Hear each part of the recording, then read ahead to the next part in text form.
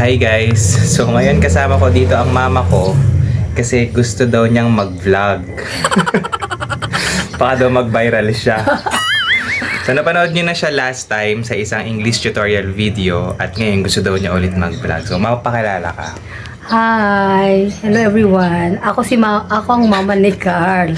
Ako si Ma'am Gladys Season. Yan, magbibideo ako. Sana i-like nyo din at saka i-share nyo yung mga video ko. Ayun. Tungkol saan yung una mong vlog? Ano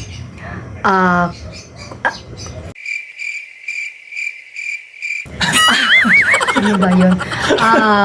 Ano yung mga katangian ng mga estudyante na gusto ng mga guro nila? Ayan. Ayun. Sa ibang salita, sa madaling salita. Sa madaling salita, paano ka magugustuhan ng teacher mo? Ayun. Na para bang may crush ka sa teacher, mag-crush Ay. back ka. Okay. See you guys!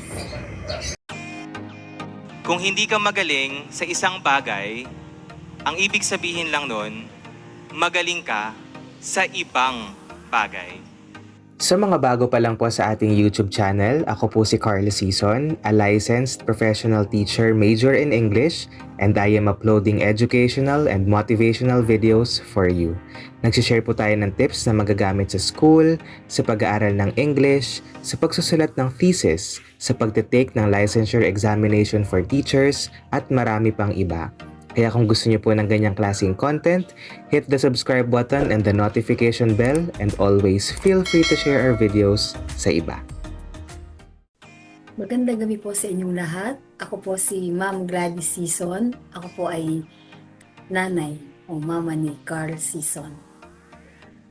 Kung ikaw ay isang estudyante, ano ang reaction mo kapag narinig mo ang mga salitang teacher's pet?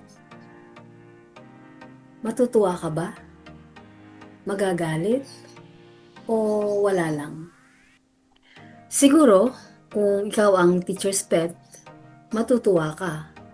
Pero kapag academic challenger mo ang teacher's pet ni ma'am, baka mainis o magalit ka. Pero bakit nga ba may mga sitwasyon na talagang may mga estudyante na kinagigiliwan ng mga guro? Favoritism ba ito? O meron lang talagang mga qualities ng mga estudyante na nagugustuhan ng teacher? Mula sa punto de vista ng isang teacher na katulad ko, aaminin ko, may mga pagkakataon na talagang mas mapapalapit yung ilang mga estudyante sa guro kaysa sa iba. Pero bakit at paano nangyayari ito? Ano ba ang mga katangian ng mga estudyante na pinakagusto ng mga guro? Yan ang pag-uusapan natin sa video na ito. Pero disclaimer lang everyone is unique. Kung may nanonood po na hindi sang-ayon sa sasabihin ko o sa mga katangian na babanggitin ko, you have the right. Entitled po kayo kung ano po yung preferred qualities ninyo.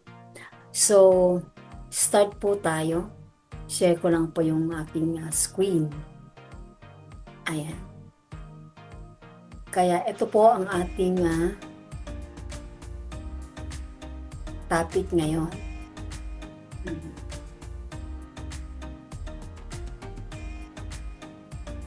Ayan po. Paano ka magugustuhan ng teacher mo? Tatlo po ang katangian ang pag-uusapan po natin ngayon. Okay? So, number 1, responsable at maaasahan. Kadalasan na nag-aatas ang mga guro ng isang task sa mga estudyante. Halimbawa, inatasan ka na taga-check ng classroom kung malinis, masinop, at nakapatay lahat ng mga appliances. Electric fan, TV, o aircon kung may aircon man ang room nyo. Pero syempre, kahit na may inatasan si teacher na mag-check ng security ng classroom kung napatay nga, nalinis o masinop, titingnan din naman ng teacher nyo yun.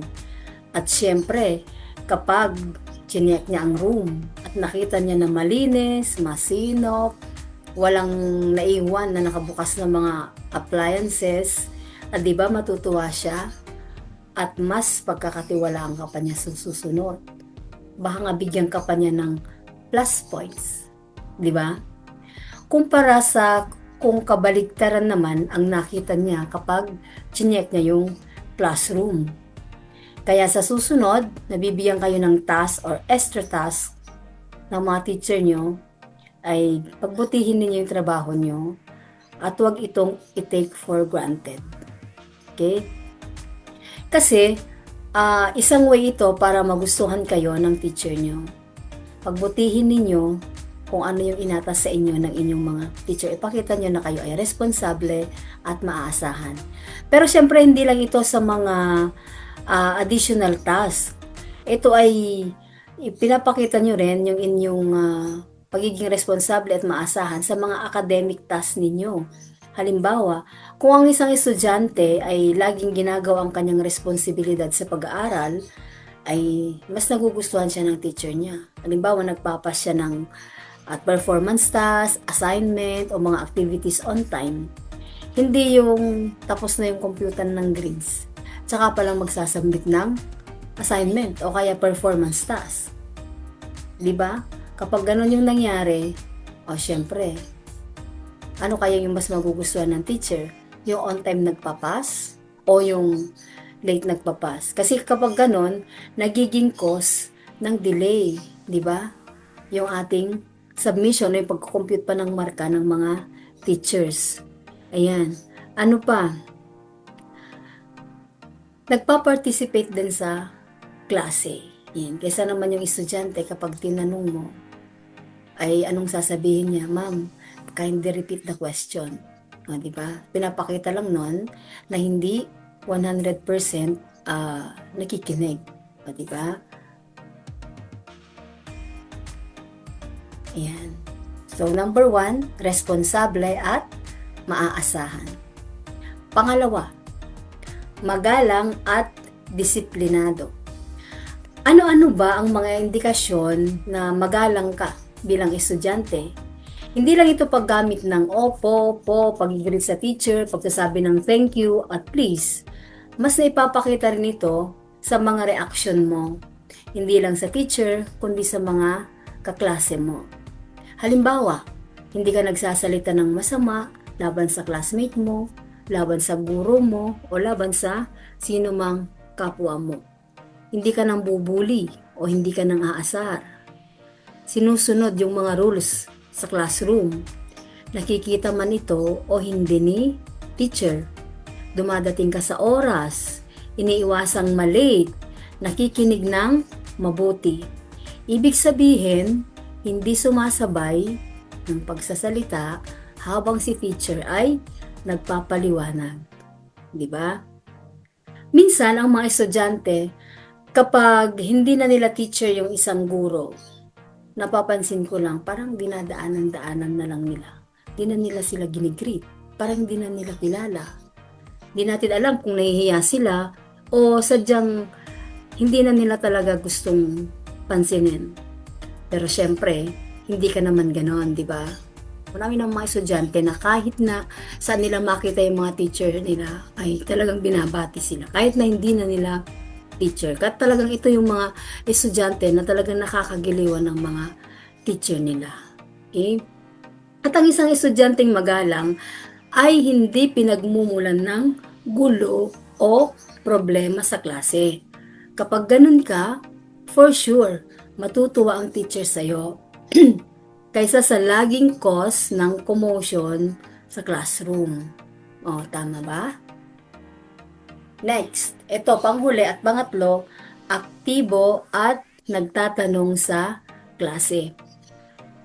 Ipinahahayag yung opinion niya pero sa magalang na paraan. Kadalasan na pagkapag nagdi-discuss ang teacher, after ng discussion, di ba tinatanong kayo, naintindihan ba? May mga tanong ba? Madalas ang sinasagot ng mga estudyante, opo. Pero alam nyo ba na mas gusto ng mga guro yung mga estudyante na nagtatanong?